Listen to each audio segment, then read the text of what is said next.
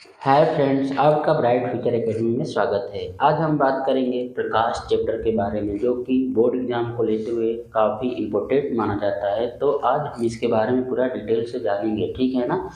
तो सबसे पहले जानते हैं प्रकाश कहते किसे हैं, ठीक है ना। प्रकाश होता क्या है, तो हम जानते हैं प्रकाश एक प्रकार की भौतिक ऊर्जा है। क्या है? प्रकाश एक प्रकार की भौतिक ऊर्जा है जो विद्युत चुंबकीय तरंगों के रूप में संचारित होता है। प्रकाश किसी वस्तु को देखने में सहायता प्रदान करता है। निर्वात में प्रकाश की चाल 3 गुणे 10�8 मीटर प्रति सेकेंड होता है और सूर्य का प्रकाश पृथ्वी तक आने में 8 मिनट 20 सेकेंड का समय लगता है, ठीक है ना। 8 मिनट 20 सेकेंड का समय लगता है। तो हम जानते हैं प्रकाश कहते किसे हैं, तो प्रकाश एक प्रकार की भौतिक ऊर्जा है जो विद्युत चुंबकीय तरंगों के रूप में संचारित होता है। प्रकाश किसी वस्तु को देखने में सहायता प्रदान करता है। निर्वात में प्रकाश की चाल 3 × 10⁻⁸ मीटर प्रति सेकेंड होता है और सूर्य का प्रकाश पृथ्वी तक आने में 8 मिनट 20 सेकेंड का समय लगता है। कहीं कहीं 3 सेकेंड दिया होता है, 8 मिनट 3 सेकेंड, ठीक है ना। तो हम जानते हैं प्रकाश कितने प्रकार का होता है। तो पहला होता है दीप्त वस्तुएं, किसे कहते हैं, क्या होता है? दीप्त वस्तुएं और दूसरा होता है अदीप्त वस्तुएं, ठीक है ना। वस्तुएं, तो हम सीखेंगे दीप्त वस्तुएं किसे कहते हैं और अदीप्त वस्तुएं किसे कहते हैं। तो दीप्त वस्तु की बात करिए ना, तो हम कहेंगे वे वस्तुएं जो अपना प्रकाश स्वयं उत्पन्न करती हैं उन्हें हम क्या कहते हैं?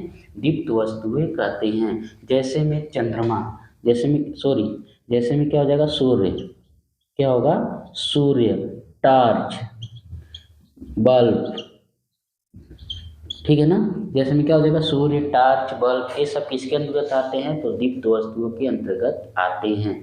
तो एक बार और देखते हैं दीप्त वस्तुएं किसे कहते हैं।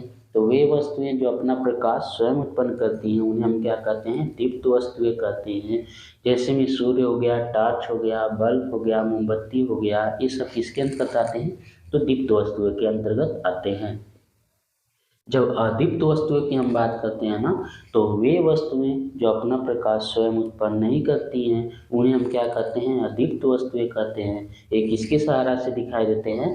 तो हमें दीप्त वस्तुओं के सहारे दिखाई देती हैं। जैसे में इसका एग्जाम्पल सबसे बढ़िया क्या होता है? चंद्रमा। क्या होता है? चंद्रमा ये क्या करता है कि दिन के समय में सूर्य का प्रकाश को अवशोषित करता है और रात में चमकता है, ठीक है ना। जैसे में सौर ऊर्जा गांव में लगा रहता है, वो क्या करता है? दिन में सूर्य के प्रकाश को अवशोषित करता है और जैसे ही शाम होता है क्या करता है? अपने आप जल जाता है। तो किसके अंतर्गत आते हैं? तो अदीप्त वस्तुओं के अंतर्गत आते हैं। एक बात और बता दें कि जितनी चीज़ें हमारी आँखों से दिखाई देती हैं ना, सब किसके अंतर्गत आती हैं? तो अदीप्त वस्तुओं के अंतर्गत आती हैं। जैसे में अभी एक रूम में हम हैं, अंधेरा हो जाएगा तो कोई भी चीज़ हमें दिखाई नहीं देगा। जैसे ही हम टॉर्च जलाते हैं तो हमें वस्तु क्या होने लगता है? दिखाई देने लगता है, ठीक है ना। अब आगे हम बात करेंगे प्रकाश के परावर्तन के बारे में। किसके बारे में बात करेंगे? प्रकाश के परावर्तन। प्रकाश का परावर्तन, ठीक है। प्रकाश का परावर्तन, रिफ्लेक्शन ऑफ लाइट, ठीक है ना। तो क्या होता है, ध्यान रखिए, एक समतल सतह ले लेते हैं। क्या है? इस समतल सतह कलई किया हुआ, इसको बोलते हैं ए, ले लेते हैं, इसको कहते हैं बी। ए क्या है? समतल सतह, ठीक है ना।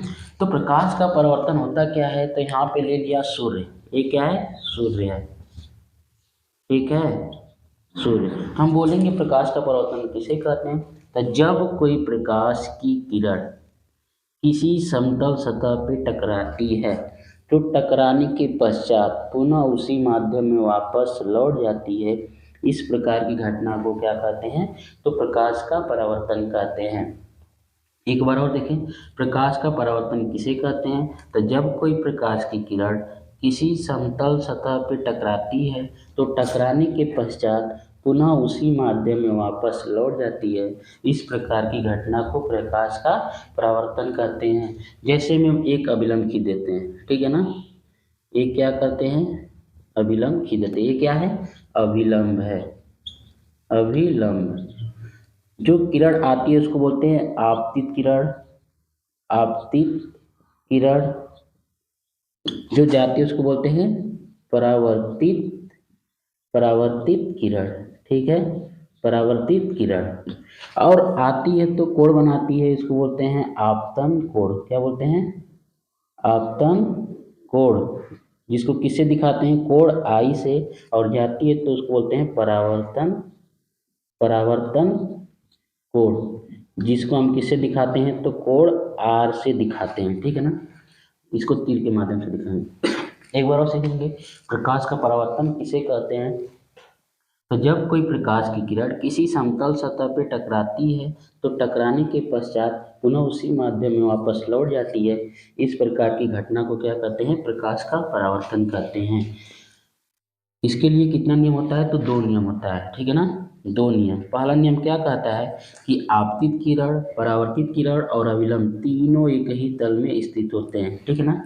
आपतित किरण, परावर्तित किरण और अभिलंब तीनों एक ही तल में स्थित होते हैं, पहला नियम कहता है। दूसरा नियम क्या कहता है ना कि आपतन कोण का मान परावर्तन कोण के मान के बराबर होता है, यानी कोण आई बराबर क्या होता है, कोण आर, ठीक है ना। परावर्तन के कितने नियम होते हैं, 2 नियम। आपतित किरण, परावर्तित किरण और अभिलंब तीनों एक ही तल में स्थित होते हैं। दूसरा क्या होता है, आपतन कोण का मान परावर्तन कोण के मान के बराबर होता है, यानी कोण आई बराबर कोण आर। इतना समझ में आया आपको। आगे हम बात करेंगे अपवर्तन, प्रकाश का अपवर्तन किसे कहते हैं, ठीक है ना। प्रकाश का अपवर्तन क्या होता है, ठीक है। तो इधर देखते हैं, मान लेते हैं क्या है, एक समतल सतह है, ये अभिलंब है, इसको क्या बोलते हैं, अभिलंब। और ये क्या है, तो मान लेते हैं इस विरल माध्यम है, विरल माध्यम, और ये क्या है, सघन माध्यम, ठीक है ना। ये क्या है, सघन माध्यम। यहाँ पे ले लेते हैं सूर्य को, ये क्या है, सूर्य है, ठीक है। तो हम प्रकाश के अपवर्तन की जब हम बात करते हैं तो बोलेंगे जब कोई प्रकाश की किरण विरल माध्यम से सघन माध्यम में जाती है तो अभिलंब की तरफ झुक जाती है। देखते हैं कैसे, जब कोई प्रकाश किरण विरल माध्यम से सघन माध्यम में जाती है तो अभिलंब की तरफ क्या करती है, झुक जाती है, ठीक है ना। जब कोई प्रकाश की किरण विरल माध्यम से सघन माध्यम में जाता है तो अभिलंब की तरफ झुक जाता है। ये क्या है, तो अभिलंब है, अभिलंब। ये आती है तो इसको क्या बोलते हैं, आपतित किरण। क्या बोलते हैं, आपतित किरण। और जाती है तो इसको क्या बोलते हैं, अपवर्तित किरण। अपवर्तित क्या बोलते हैं, अपवर्तित किरण, अपवर्तित किरण, ठीक है। हम कह सकते हैं प्रकाश का अपवर्तन क्या होता है, तो हम बोलेंगे जब कोई प्रकाश की किरण विरल माध्यम से सघन माध्यम में आता है तो अभिलंब की तरफ झुक जाता है। इसको जाना चाहिए था सीधा, बट सीधा नहीं जाता, क्या करता है, अभिलंब की तरफ झुक जाता है। आता है तो कोण बनाता है, कोण आई, जिसको क्या बोलते हैं, आपतन कोण, और जाता है तो बनाता है कोण आर, जिसको क्या बोलते हैं, अपवर्तन कोण, ठीक है। अब देखते हैं प्रकाश का अपवर्तन किसे कहते हैं। तो जब कोई प्रकाश की किरण विरल माध्यम से सघन माध्यम में जाता है तो अभिलंब की तरफ झुक जाता है। इस प्रकार की घटना को प्रकाश का अपवर्तन कहते हैं। इसके लिए भी 2 नियम होता है। पहला नियम क्या कहता है कि आपतित किरण, अपवर्तित किरण तथा विलंब तीनों एक ही तल में स्थित होते हैं। प्रकाश के अपवर्तन का पहला नियम क्या कहता है कि आपतित किरण, अपवर्तित किरण और अभिलंब तीनों एक ही तल में स्थित होते हैं। दूसरा नियम क्या कहता है ना कि आपतन कोण का मान अपवर्तन कोण के मान के बराबर नहीं होता है, यानी कि कोण आई इक्वल टू नॉट कोण आर, ठीक है ना। आपतन कोण का मान अपवर्तन कोण के मान के बराबर नहीं होता है। यही यहाँ पे हम देखे थे परावर्तन में कि आपतन कोण का मान परावर्तन कोण के मान के बराबर होता था, बट यहाँ पे बराबर नहीं होता है, ठीक है। आगे कंडीशन और लेकर हम सीखेंगे।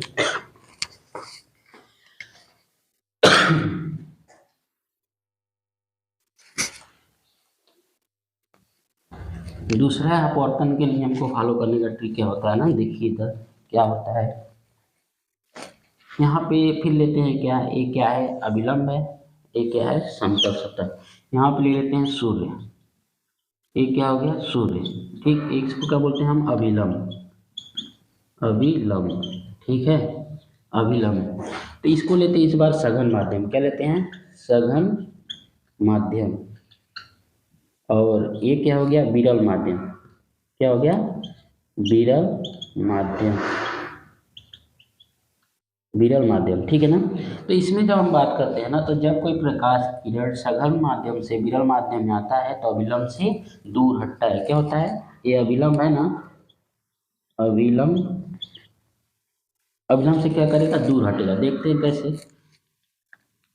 जब कोई प्रकाश की किरण सघन माध्यम से विरल माध्यम में जाता है तो इसको सीधा जाना चाहिए, सीधा नहीं जाता है, अभिलंब से क्या होता है दूर हटता है, ठीक है ना, क्या होता है दूर हटता है। इसके लिए नियम क्या होता है ध्यान से देखो। जब कोई प्रकाश की किरण सघन माध्यम से विरल माध्यम में जाता है तो अभिलंब से दूर हटता है। इस प्रकार की घटना को भी क्या कहते हैं प्रकाश का अपवर्तन कहते हैं। ये आती है तो इसको क्या बोलते हैं आपतित किरण, आपतित किरण, और जाती है तो इसको क्या बोलते हैं अपवर्तित, अपवर्तित किरण, ठीक है। और आती है तो कोण बनाती है कोण आई, जिसको बोलते हैं आपतन कोण, क्या बोलते हैं आपतन कोण। और जाती है तो बनाती है कोण आर, जिसको क्या बोलते हैं अपवर्तन, अपवर्तन कोण, ठीक है, जिसको क्या बोलते हैं अपवर्तन कोण। एक बार और देखते हैं कि प्रकाश का अपवर्तन किसे कहते हैं। यहाँ पे जब बात करेगा जब कोई प्रकाश की किरण विरल माध्यम से सघन माध्यम जाता है तो अभिलंब की तरफ झुक जाता है। इस प्रकार की घटना को प्रकाश का अपवर्तन कहते हैं। और यही यहाँ पे बात करेंगे तो जब कोई प्रकाश की किरण सघन माध्यम से विरल माध्यम में जाता है तो अभिलंब से दूर हटता है। इस प्रकार की भी घटना को क्या कहते हैं प्रकाश का अपवर्तन। इसके लिए भी दो नियम होता है, आपतित किरण, अपवर्तित किरण और अभिलंब तीनों एक ही तल में स्थित होते हैं और कोणाई और कोणार का मान यहाँ पे बराबर नहीं होता, यानी आपतन कोण का मान अपवर्तन कोण के मान के बराबर नहीं होता है। अब आगे कहता है ना क्रांति कोण किसे कहते हैं, ठीक है। आगे क्या कहेगा कि क्रांति कोण, क्रांति कोण किसे कहते हैं।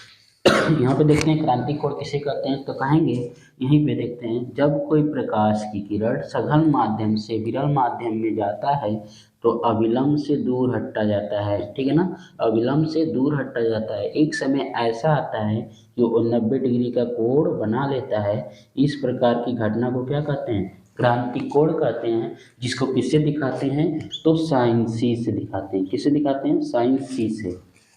क्रांति कोण किसे कहते हैं ना, तो जब कोई प्रकाश की किरण सघन माध्यम से विरल माध्यम में जाता है तो अभिलंब से दूर हटता जाता है। एक समय ऐसा आता है कि वो 90 डिग्री का कोण बना लेता है। इस प्रकार की घटना को क्रांति कोण कहते हैं, जिसको साइन सी से दिखाते हैं।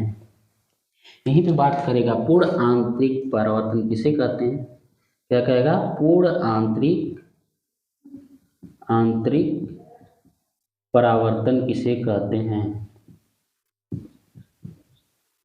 पूर्ण आंतरिक परावर्तन की जब बात करेंगे ना तो क्या करेंगे यहीं से देख लेते हैं एक ही चित्र में कि जब कोई प्रकाश की किरण सघन माध्यम से विरल माध्यम में जाता है तो अभिलंब से दूर हटता जाता है। एक समय ऐसा आता है कि उसका मान 90 डिग्री से अधिक हो जाता है।